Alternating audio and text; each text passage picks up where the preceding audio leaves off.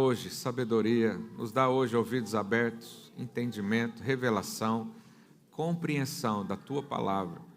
Nós queremos ser edificados, queremos ser nutridos, alimentados com o alimento do Senhor para nós, em nome do Senhor Jesus. Fortalece aqueles que estão caídos, levanta aqueles que estão fracos.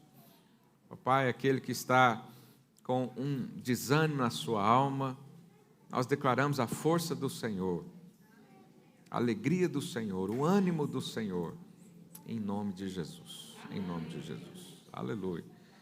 Eu sinto isso no final da oração, o Senhor falou meu coração. Há pessoas aqui que estão cansadas, sobrecarregadas, tristes, desanimadas, mas você está no lugar certo, aleluia. Glória a Deus. Irmãos, me ajuda aí no som, porque... Som, 1, 2, teste. Aleluia. Os irmãos me ouvem bem aí atrás? Amém. Hoje, nós celebramos então a ceia do Senhor. Muitos lugares falam Santa Ceia, né? Mas eu prefiro falar ceia do Senhor. E é importante eu e você fazermos isso com um entendimento correto, para que isso não perca o seu valor, para que isso não seja só um ato religioso da nossa parte. Então, o Senhor Jesus diz para fazer sempre em memória dele.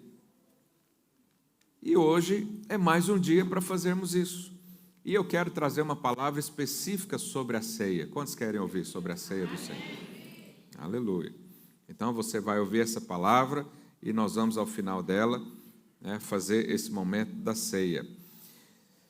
1 Coríntios, capítulo 11, verso 23. Projeta aí para mim, por favor. 1 Coríntios 11, 23, diz: Porque eu recebi do Senhor o que também vos entreguei, que o Senhor Jesus, na noite em que foi traído, tomou o pão, e tendo dado graças, o partiu e disse: Isso é o meu corpo, que é dado por vós. Aí, no finalzinho do versículo, o que ele diz? Fazei isso em memória de mim. Você sabe, eu vou falar algo para você aqui hoje, eu já preguei sobre isso, mas quero reafirmar. Deus gosta de ser lembrado. Deus ama isso. Não significa que Deus tem amnésia, ok? Deus sabe de todas as coisas, Ele sabe o que a gente vai pensar amanhã, mas há coisas que Ele mesmo diz para fazermos, para Ele se lembrar, E eu quero dar aqui um exemplo para você, porque a ceia é um memorial, é um dia para nos lembrarmos, mas não é só a gente que vai lembrar disso, Deus também vai se lembrar disso. Amém? Então, a ceia, ela não é meramente um simbolismo. Você sabe, há duas compreensões da ceia que são um pouco extremas e às vezes fazem com que a gente perca o valor do que a gente está fazendo. Então, há lugares que ensinam sobre o transubstancialismo, ou seja, que a ceia se transforma no corpo de Cristo, literalmente, e as pessoas comem daquele corpo. Não cremos nisso. Não cremos que um pão desse tem o poder de representar Jesus, ok? Fisicamente. Isso não acontece. Mas há um outro extremo que também classifica a ceia como algo somente simbólico. Eu quero falar para você, o dia de ceia não é só um simbolismo. É um simbolismo com muito poder de Deus. Com muito poder de Deus. Então, eu não creio que aquele pão vai se tornar a carne de Jesus e eu vou alimentar literalmente da carne de Jesus. Mas eu não creio que o pão é só um simples pão também. Eu creio que há um poder na ceia e eu quero ministrar sobre isso para que a sua fé seja ativa nessa hora e você faça com consciência o que você vai fazer. Então, Jesus falou para fazer isso em memória dele. Deus quer ser lembrado. Aleluia. Hoje eu estou sendo testado nesse som. Posso? Aleluia. Gênesis capítulo 9, verso 13. Coloque aí para nós. Olha uma coisa interessante. Gênesis 9, 13, você conhece a história. Deus levantou Noé para separar, né, um povo santo, porque a geração estava toda corrompida, não tinha mais o que fazer com o homem. Deus levanta então Noé, vem o dilúvio, né, enche toda a terra, aqueles que são salvos são os que estão dentro da arca. Você sabe que isso é um simbolismo também. A arca representa quem? Cristo. Quem está em Cristo anda por sobre as águas. Aleluia. A salvação está em Cristo. Então, ele é a arca lá no tempo de Moisés. Mas o que aconteceu? A terra então foi toda inundada, né? Todos os homens morreram, as espécies de animais. Oh, Jesus. Deixa eu pegar um microfone que... Cadê aquele outro, Ricardo? É o microfone sem fio.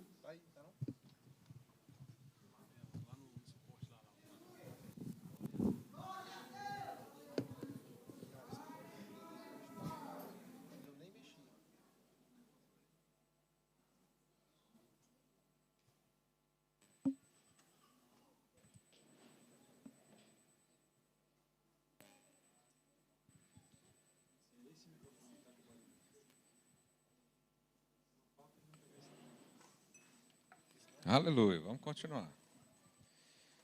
Gênesis capítulo 9, verso 13. Então, depois do dilúvio, Deus fez uma aliança com a terra. E o que Deus fez para o homem lembrar dessa aliança com a terra? Os irmãos lembram? O arco-íris. Olha lá, as crianças estão lembrando mais que os adultos. Gênesis 9, 13. Diz assim: porei nas nuvens o meu arco, será por sinal da aliança entre mim e a terra. Agora, olha o que ele diz no verso 14. Sucederá que, quando eu trouxer nuvens sobre a terra, e nelas aparecer o arco, então me lembrarei. Você acha que o arco-íris é só para você? Não, é para Deus também. Ele mesmo está falando, quando eu colocar nuvens, quando vier, né, chuva sobre a terra e aparecer o arco, você vai lembrar, mas eu também vou lembrar da minha aliança que eu fiz. Então, Deus gosta de ser lembrado. E para ter certeza absoluta que Ele nunca vai esquecer isso, lá em Apocalipse, quando você lê a descrição da visão de João, João diz que Deus está sentado num alto sublime trono e por volta dele também tem um arco-íris. Ou seja, ele enxerga aquilo o tempo todo ele lembra da aliança que ele fez com você, o tempo todo ele lembra da bondade sobre você, o tempo todo ele lembra do favor sobre a sua vida. Então Deus gosta de ser lembrado. Há um exemplo também da oração. Os israelitas estavam no Egito, né, por 400 anos. E estava difícil a vida lá. Se você é um imigrante e acha difícil a vida de imigrante, imagina aquele povo lá no Egito, que nem era a terra deles, estavam sendo tratados como escravos. E olha o que o texto diz lá em Êxodo 12, verso 13. Desculpa, Êxodo 6, verso 5. Isso. Ainda ouvi os gemidos dos filhos de Israel, os quais os egípcios escravizavam, e me lembrei da minha aliança. Por isso é importante você orar todos os dias, para lembrar o Senhor das promessas que Ele fez ao seu respeito. Você sabe, a gente não faz oração cobrando a Deus. Deus, o Senhor falou, vai ter que fazer. Não, a gente não faz isso, isso é arrogância. Deus não deve nada para ninguém. Ele é soberano. Mas Ele gosta quando você fala, Deus, o Senhor prometeu, eu estou aqui à espera. Deus, o Senhor disse que ia me abençoar, o Senhor me deu aqui uma direção, o Senhor abriu a porta e eu estou confiando em Ti. Isso alegra o coração do Pai. Deus gosta de ser lembrado. Fale para o seu vizinho, Deus gosta de ser lembrado. Uma outra ocasião que isso também aconteceu, antes dos israelitas saírem do Egito, não é? Você conhece, Deus mandou as pragas para amolecer ali o coração de Faraó, né? E na última praga, iriam morrer os primogênitos de toda a criação, homens, animais, etc. E Deus então estabeleceu a Páscoa ali para o povo dele.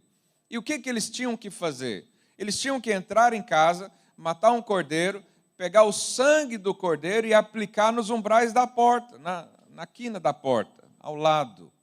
Isso também representa Jesus. Jesus é o cordeiro que morreu naquele dia. O sangue dele nos lavou, nos limpou. E o que aconteceu? Aquelas pessoas aplicavam sangue nas portas. Agora, quem é que ia olhar o sangue? Eram as pessoas que estavam dentro da casa ou era quem está de fora? Quem estava de fora. E olha o que o texto diz, Êxodo 12, 13. O sangue vos será por sinal nas casas em que estiverdes. Aí olha o que ele diz. Quando eu vir o sangue, passarei por vós, e não haverá entre vós praga destruidora, quando eu ferir a terra do Egito. Então, para que era o sangue? Para Deus ver. Você sabe hoje, sabe o que acontece quando Deus olha para você? Ele também vê o sangue de Jesus que te cobriu, que te lavou, que resgatou você do pecado. Por isso você pode erguer suas mãos para os céus e pedir a bênção de Deus, porque o sangue está sobre você. O sangue está sobre você. Então, da mesma forma que esses 3 exemplos, e há inúmeros na Bíblia sobre isso, todas as vezes que nós tomamos a ceia, nós estamos lembrando a Deus que Jesus veio a essa terra, morreu no nosso lugar, e por causa do seu sangue, o seu sacrifício, nós fomos perdoados, nós fomos redimidos, fomos incluídos na família de Deus, e agora nós estamos celebrando isso. Olha que bênção. Hoje nós vamos orar e lembrar o Senhor da aliança que Ele fez em Cristo Jesus. Mas não é uma mera aliança, é uma nova aliança, uma aliança eterna. Então hoje é o dia de lembrarmos a Deus e lembrar a nós mesmos também. Jesus falou, faz isso em memória de mim. Então falei para o seu vizinho, hoje vamos lembrar de Cristo. Mas fala para ele, o Pai também vai lembrar de Cristo. Por isso a bênção será completa. Aleluia. Você não fica empolgado com isso, não? Por isso não é só uma representação simples, simbólica. Por isso não é só um ato religioso que fazemos. Não, a nossa fé está nele. A nossa esperança está nele. E hoje nós falamos isso para confirmar, para lembrar o inferno inteiro, o céu inteiro, que é principado, potestade, que é anjos, que é pessoas. O Senhor vive, Ele morreu por mim e por esse cálice eu recebo a vida eterna em nome de Jesus. Aleluia. Então é isso que nós vamos fazer hoje. Mas uma outra característica da ceia é que nós reconhecemos o Senhor ao partir o pão. Quando nós partimos o pão, o Senhor é reconhecido no nosso meio. Os irmãos conhecem essa passagem, lá em Lucas 24, 28. O Senhor Jesus, depois de ressuscitado, encontra com 2 discípulos. Eles estavam a caminho de uma aldeia que se chamava Emaús. E Lucas 24, 28 diz assim, quando se aproximavam da aldeia por onde iam, fez ele menção de passar adiante. Mas eles o constrangeram, dizendo, fica conosco, porque é tarde, e o dia já declina. E entrou então para ficar com eles. E aconteceu que, quando estavam à mesa, tomando ele quem? Jesus. Tomando Jesus o pão, abençoou, e tendo partido, lhes deu. Então se lhes abriram os olhos e reconheceram. Olha que coisa. Nós reconhecemos o Senhor quando partimos o pão. Agora, essa expressão, se lhe abriram os olhos foram abertas, é a mesma expressão que a Bíblia usa Quando lá no jardim do Éden, Adão e Eva comem do fruto proibido. Lembra disso?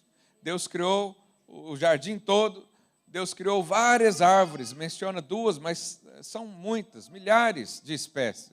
E falou, olha, você pode comer de tudo, menos essa aqui, que é a árvore do fruto do conhecimento do bem e do mal.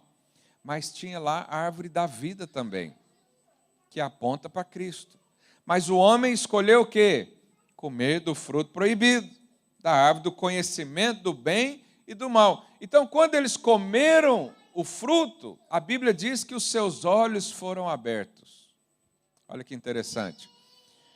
Então, lá atrás, um homem comeu de um fruto e os seus olhos foram abertos para o mal, para a morte, para o pecado, para o egoísmo, para a desobediência. Mas agora nós podemos comer de outro fruto e os nossos olhos vão se abrir para a vida. Então lá atrás alimentou-se do mal, mas hoje a árvore da vida está à disposição de você.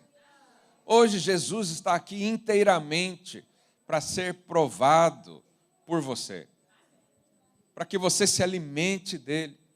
Então nós podemos escolher alimentar de coisas que trazem morte, que o mundo faz isso muito bem, as distrações do mundo estão todas aí à nossa porta, mas nós temos Cristo para nos alimentar.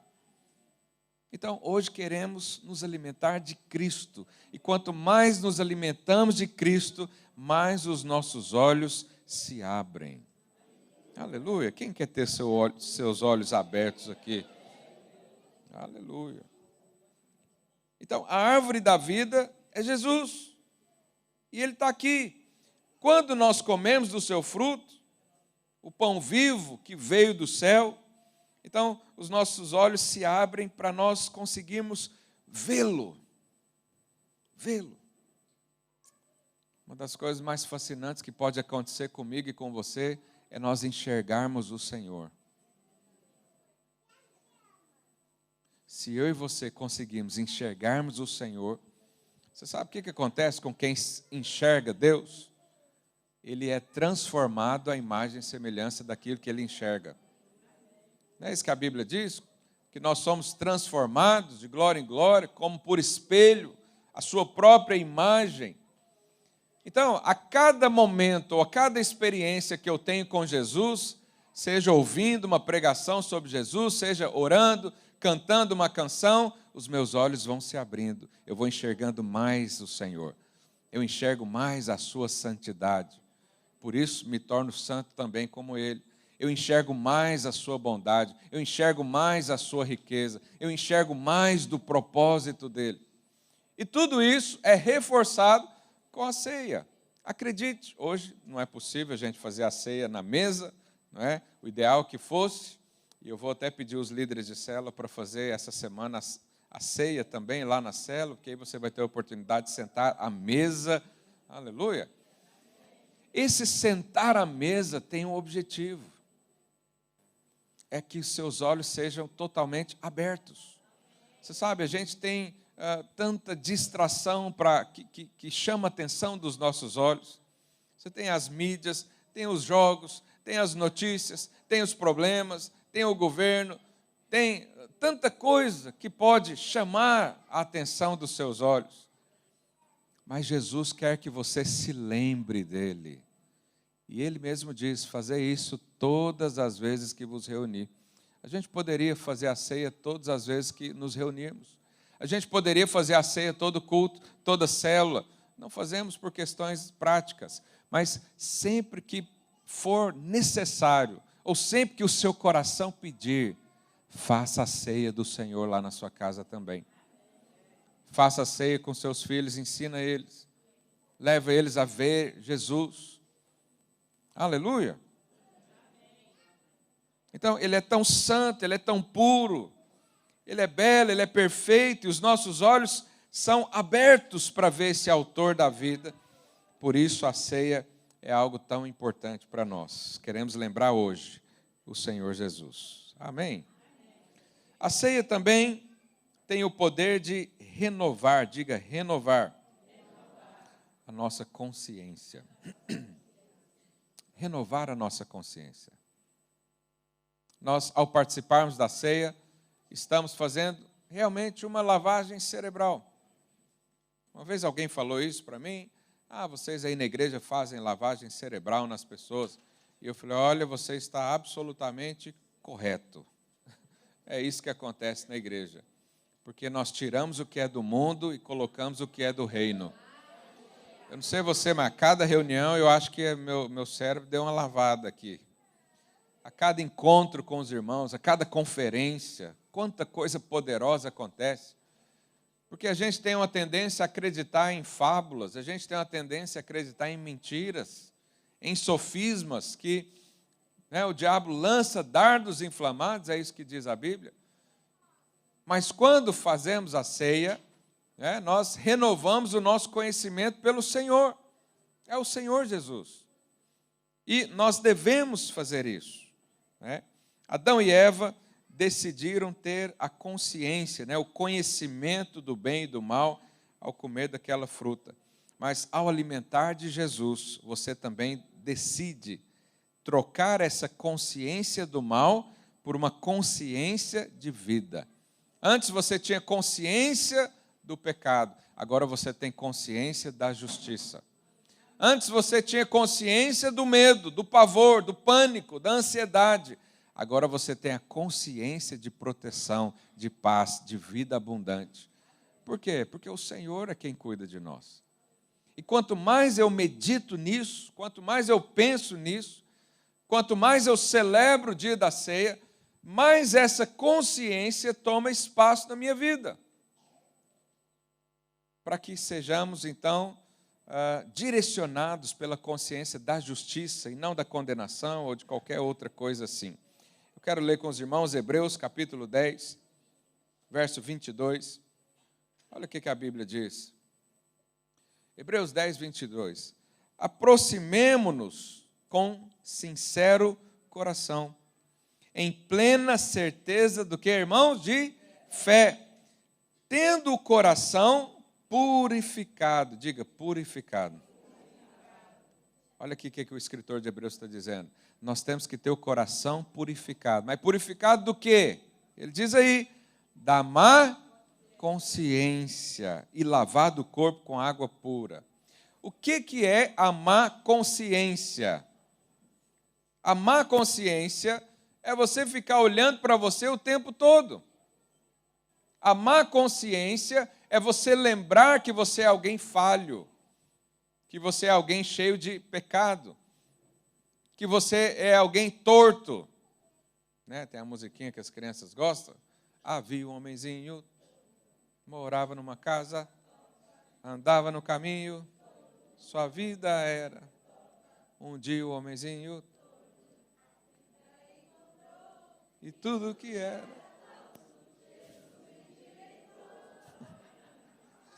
Aleluia.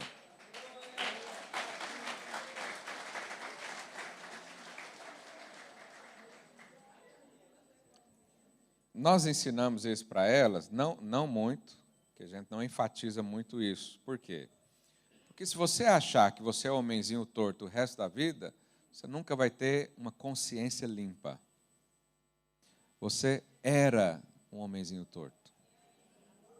O dia que Jesus entrou na vida, acabou a tortidão na sua vida. Inventei uma palavra agora. Aleluia. Não, tortura é outra coisa. A má consciência é aquele pensamento diário que te aflige diariamente, dizendo que você não é nada, que você não pode, que você não é, que você não consegue, que Deus te rejeitou por causa dos seus pecados. Isso é a má consciência. Mas o escritor aqui de Hebreus está dizendo que nós temos que ser livres dessa má consciência. Purificado o coração da má consciência. Olha que coisa. E quem é que faz isso, irmãos? Jesus. Hoje nós precisamos tomar a ceia com uma consciência limpa, purificada. Por quê? Porque eu era torto, agora não sou mais. Eu era pecador, agora não sou mais. Eu era velha criatura, agora eu nasci de novo. Eu tenho um novo ADN, tenho um sangue de Jesus está sobre mim.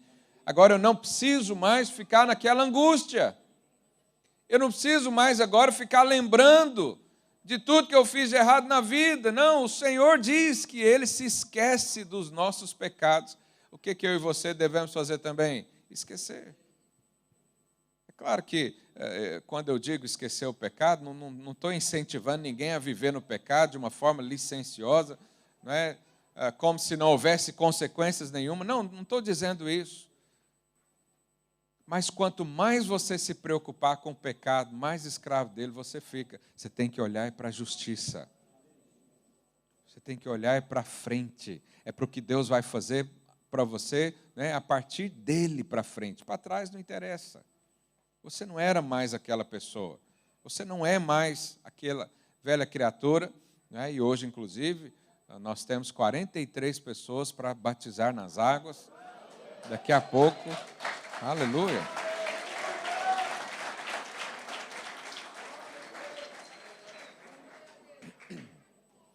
Então, ser livre da má consciência é eu estar o tempo todo olhando para Jesus. Por quê? Porque o que Jesus é, também é a essência que Deus nos deu. Talvez o seu caráter ainda não seja igual ao de Cristo, porque você vai amadurecendo, você vai tomando posições, tomando decisões na vida, até ser perfeito como Ele. Nós estamos no caminho dessa perfeição. Mas por essência, você já é como Ele. Você é santo, você é justo, você foi lavado. Quem garante isso? O sangue de Jesus. Então nós precisamos estar conscientes da justiça e não conscientes do pecado. Você precisa estar consciente do perdão e não consciente da necessidade do perdão. Eu sei que nós precisamos disso. Nós precisamos assumir os erros, nós precisamos pedir perdão para o Senhor, mas não é isso que tem que ocupar a nossa mente o tempo todo. O que tem que ocupar a nossa mente o tempo todo é: eu sou justiça em Cristo. Eu fui perdoado, meu passado foi apagado pelo Senhor. O Senhor olha para mim como um novo homem, uma nova mulher. Isso é ser livre da má consciência. E ao participar da ceia, nós estamos reafirmando isso. Nós olhamos para o Senhor, nós admiramos o Senhor, nós queremos ser como Ele é. Então, quanto mais você enxergar o Senhor, mais parecido com Ele você se tornará. Então, você vê a beleza do Senhor, você se torna belo também. Irmãos, é perceptível que as pessoas, quando se convertem, ficam mais bonitas. Sim ou não? Você exala o perfume de Cristo, né? A beleza interior. Então, as suas impurezas são substituídas por pureza, a sua tristeza é substituída por alegria, o seu desânimo por ânimo, a sua fraqueza por força. Esse é o momento de lembrarmos que Ele morreu e trocou de lugar conosco. Era para eu estar naquela cruz, era para você estar naquela cruz, mas Ele foi para lá. Ele assumiu o nosso lugar, Ele foi punido no nosso lugar. E qual é a contrapartida? Nós recebemos glória no lugar dele. Nós recebemos vida no lugar dele. Nós recebemos santidade no lugar dele. Nós recebemos a vida eterna no lugar dele. Essa foi a troca do Calvário. Fala aí para o seu vizinho: Jesus trocou com você de lugar. Então hoje não é o dia para você olhar para si mesmo, é o dia para você olhar para Ele. Aleluia. Quantos estão comigo aqui nessa manhã? Aleluia. Então nós precisamos ter uma alta consciência, né, da graça e da bondade, e uma baixa consciência ou nenhuma consciência do pecado e da morte. Mas tem muito crente, infelizmente, que vive ao contrário. Ele vive com a consciência de pecado, ele se pune o tempo todo, ele afasta de Deus, ele no dia da ceia ele não toma a ceia. Por quê? Porque ele está sempre lembrando dele. Está sempre lembrando do erro dele, da caída dele, do desânimo dele. Mas hoje o Senhor quer inverter isso. Quer que você se lembre da bondade dele, da graça dele, do fortalecimento dele, da obra que ele fez pela sua vida, em nome de Jesus. Ele diz, fazer isso em memória de mim. Falei para o seu vizinho, hoje nós estamos lembrando Jesus. Quem mais? Só Ele. Só Ele. Mas aí, lá em 1 Coríntios, no capítulo 11, nós começamos a ler aí, no verso 27, a palavra diz algo que muitas pessoas interpretam de uma maneira um tanto quanto equivocada. Porque o apóstolo Paulo diz, por isso, e aqui ele está explicando sobre a ceia, aquele que comer o pão ou beber o cálice do Senhor indignamente, será réu do corpo e do sangue do Senhor. Próximo. Examine-se, pois, o homem a si mesmo, e assim coma do pão e beba do cálice. Próximo. Pois quem come e bebe sem discernir o corpo, come e bebe juízo. Passou rápido. Para si. Eis a razão, porque há entre vós muitos fracos e doentes, e não poucos que dormir aí é morrer. Não poucos que morrem. E aí muita gente pega nesse versículo para afirmar que, fala, está vendo, pastor? O apóstolo Paulo diz para a gente examinar nós mesmos, porque se tiver de forma indigna, vai ter problema, vai ter juízo. E você sabe que muito crente não toma ceia porque ele acha que a ceia tem o poder de trazer uma doença sobre ele. Graças a Deus que você está aqui numa igreja que crê na graça do Senhor e você nunca vai ouvir isso, mas por aí afora há. Há pessoas que não tomam a ceia com medo de ser amaldiçoada. E outros com medo até de morrer. E há histórias que pessoas tomaram a ceia e morreram. Agora, será que é isso que o texto está dizendo? Será que, até agora o que eu falei, transforma totalmente a ceia, então passa a ser um julgamento? Não. Mas vamos entender, eu quero comentar isso, eu tenho um pouquinho de tempo para você ter pelo menos uma lucidez ou ouvir algo diferente, caso você já tenha ouvido uma atrocidade dessa por aí. Então, infelizmente, muitas pessoas acreditam que o tomar indignamente tem uma associação com o pecado. Então, o que eles concluem? Bom, tomar indignamente a ceia, eu posso ter duas conclusões assim imediatas. Primeiro, eu vou avaliar se eu tenho ou não pecado na minha vida. Então, esse tipo de ensinamento, ele nos dá um parâmetro muito ruim. São duas respostas ruins. Primeiro, é aquele que examina a si mesmo e diz, eu estou sem pecado, posso tomar a ceia. O que João diz sobre esses? Aquele que diz que não tem pecado é o quê? Mentiroso. Então, quem avalia a si mesmo e diz, eu não tenho pecado, posso tomar a ceia, ele está confiando em quem? Nele ou em Jesus? Nele. Porque ele está olhando para ele. Ele vai até onde a memória permite e de uma forma muito superficial ele diz, essa semana não matei ninguém, não roubei ninguém, não chutei o cão do vizinho, dei o dízimo certinho aqui, o pecado que eu cometi já orei, Deus já limpou de novo, então posso tomar a ceia. Há um problema nessa teologia. Por quê? Porque não existe alguém sem pecado. Não existe alguém que vai bater no peito e dizer, eu estou aqui sem pecado. E a gente ouve por aí essas coisas. Essa é um pensamento.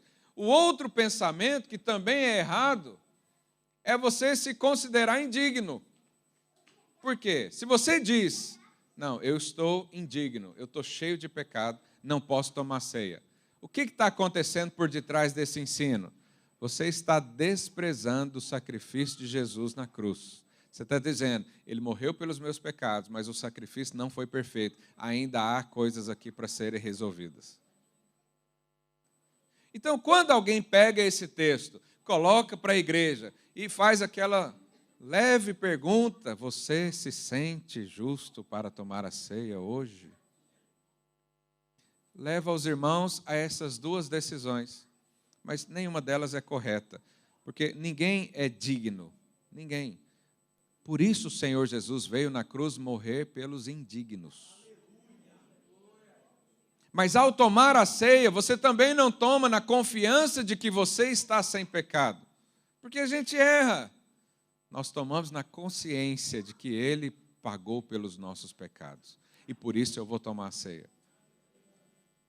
Agora, quando o apóstolo Paulo diz indignamente, né, que é um advérbio, né, ele está fazendo a conjunção com um ato. O apóstolo Paulo não diz, se alguém for indigno, ele não diz isso, ele está falando indignamente, ou seja, ele está dizendo da forma como se faz a ceia. A forma como se faz a ceia. Mas o que o apóstolo Paulo quer nos ensinar aqui hoje é que nós precisamos entender claramente o que é. Se você não entende o que é, a ceia não tem efeito nenhum na sua vida. Quantos estão acompanhando o raciocínio? Amém. Aleluia. Então, ninguém é digno de tomar a ceia. Quando ele diz indignamente, ele está falando de você participar sem discernir, sem entender o que isso significa. E a consequência, ele diz mais para frente, que muitos estão doentes e até morrem, porque não entenderam que a ceia é o lugar de vida. Não entenderam que a ceia é para você lembrar e tomar posse da sua cura. Não entenderam que a ceia é para lembrar você de que Deus fez promessas e Ele é fiel para cumprir todas elas. Então os irmãos faziam a ceia sem entendimento e não obtinham então a vida daquele momento.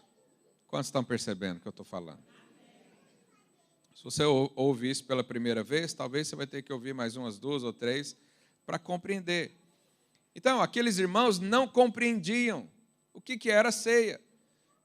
E a igreja de Corinto, eles iam para a ceia e a Bíblia diz que eles se embriagavam. Já pensou, a gente vem tomar a ceia e você traz aí um copo da Stanley, como é que é aquele? Aquele copo grandão que o pessoal usa para beber cerveja e tudo.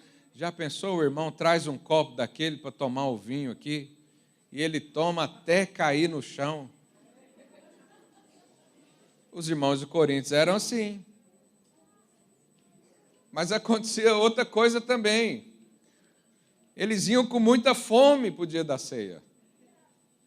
Hoje a gente só dá um pãozinho, né? Mas naquele dia a ceia era um jantar, era um almoço, era um churrasco à brasileira. Mas aí, eu vou ler para você, olhe lá o verso 33. Assim, irmãos meus, quando vos reuni para comer, esperai um pelo outro. Tinha irmão que começava a ceia sem a célula reunida. Olha aí o problema. Tinha irmão que vinha para o culto da ceia antes do pastor orar, ele já estava lá tomando. Olha lá, verso 34. Se alguém tem fome, come em casa. Dá vontade de falar, às vezes, isso para alguns irmãos? Irmão, a reunião é só um lanche. Mas o irmão parece que não comeu o dia todo. Então ele chega lá, quando o líder de célula ora e fala amém, ele já está lá na mesa.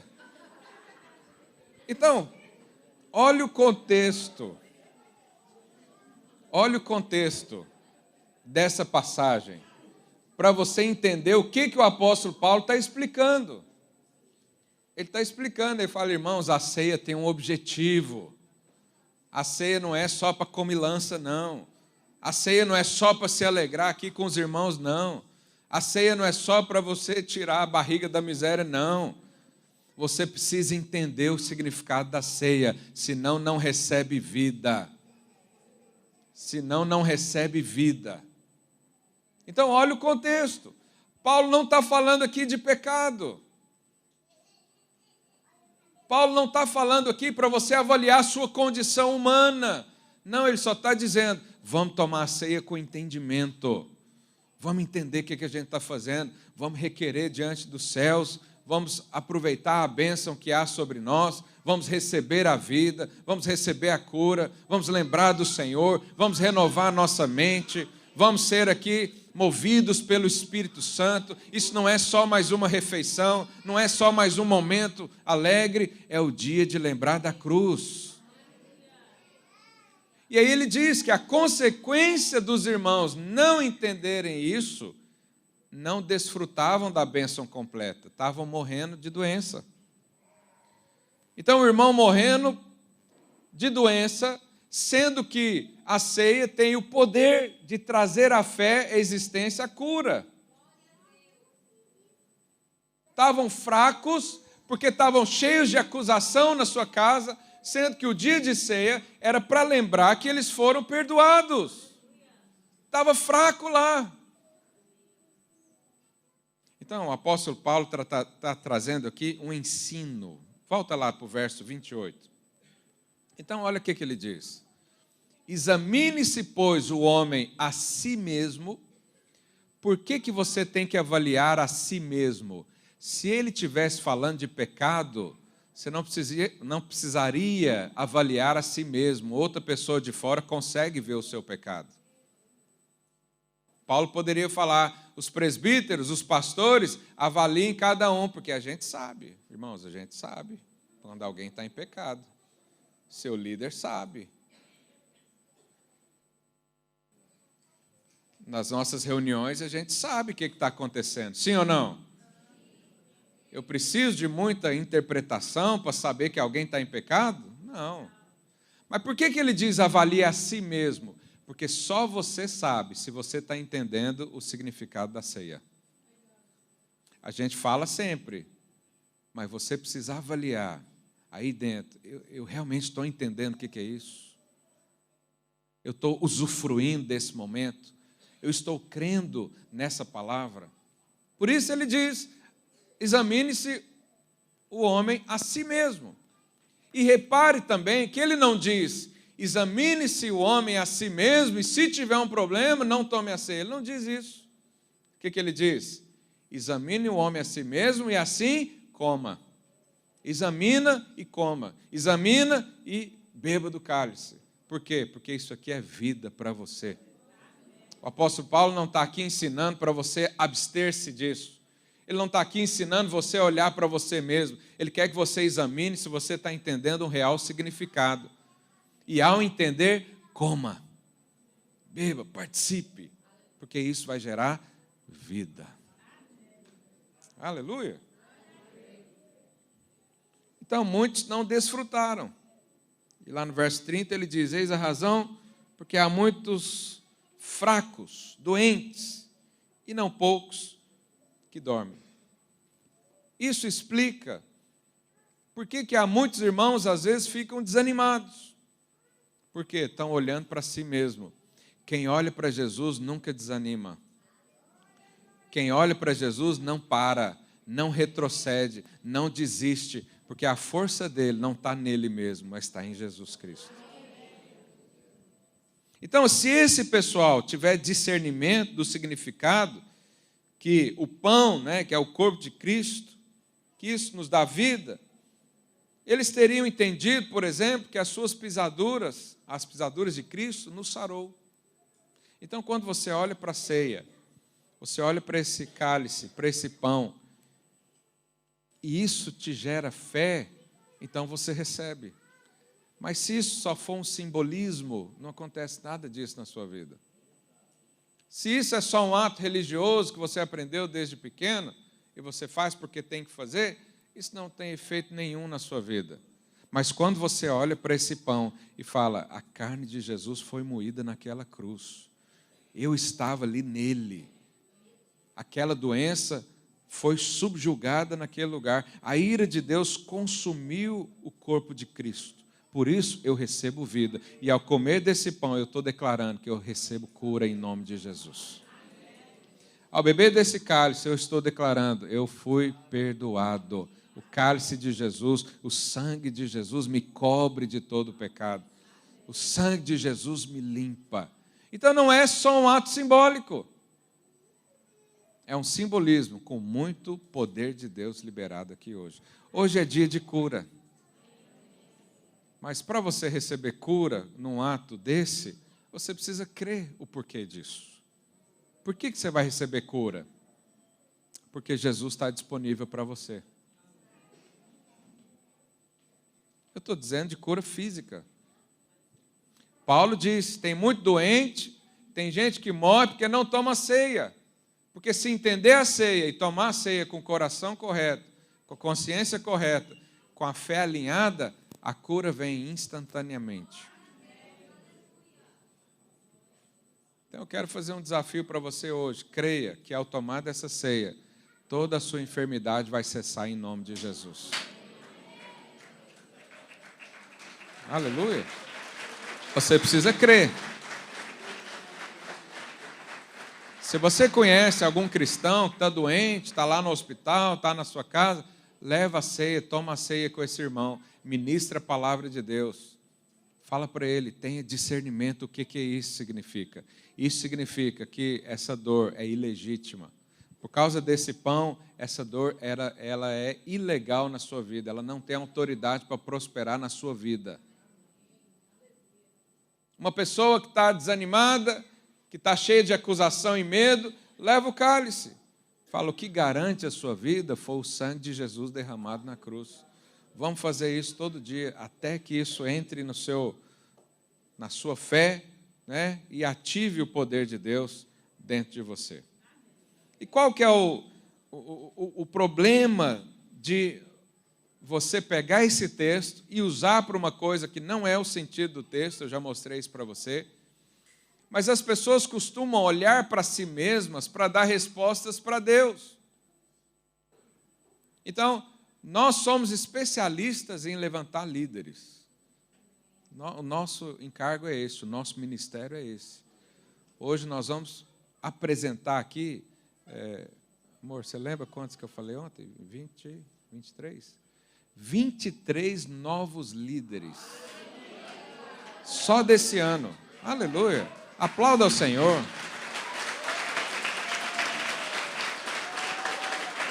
Aleluia. Agora, quando você tem o entendimento errado dessa passagem e fica examinando a si mesmo, alguém fala para você, olha, você foi chamado para ser um líder. O que você faz? Examina a si mesmo e diz, não estou preparado. Alguém já ouviu isso? Alguém já falou isso? Seja honesto. Examinar a si mesmo para encontrar erros, falhas e pecados, nunca vai ser direcionado pelo Espírito. O Espírito Santo nunca vai falar isso para você. Ele fala pelo contrário. Ele fala que você é justo, ele fala que você é filho de Deus. Ele cochicha aí no seu ouvido para você chamar Deus de Abba, Pai. Não é isso que a Bíblia diz? Quando a gente fala do batismo, a pessoa examina a si mesma e diz, eu não estou preparado para isso. Quando a gente pede para você orar com a pessoa que está ao seu lado, você examina a si mesmo e diz, eu não posso orar por essa pessoa. Quando cai o endemoniado, então, Deus me livre, né? Eu não estou apto para orar e mandar esse demônio embora. Tudo isso é a mentalidade do examine-se a si mesmo. Mas não é isso que a Bíblia tem para você. É para você olhar para Cristo, é para você depender da força dEle. Se Ele está te chamando, vai ser do jeito dEle, com o projeto dEle, na manutenção dEle, com o dom dEle, e no final Ele ainda te dá os parabéns, por ter feito nada, só confiado nele. É ou não é? Deus é maravilhoso. Deus é maravilhoso. Então, hoje é um dia de nós recebermos cura. Queria que os irmãos que vão distribuir os elementos já pudessem vir aqui, o pessoal do louvor. Rapidamente.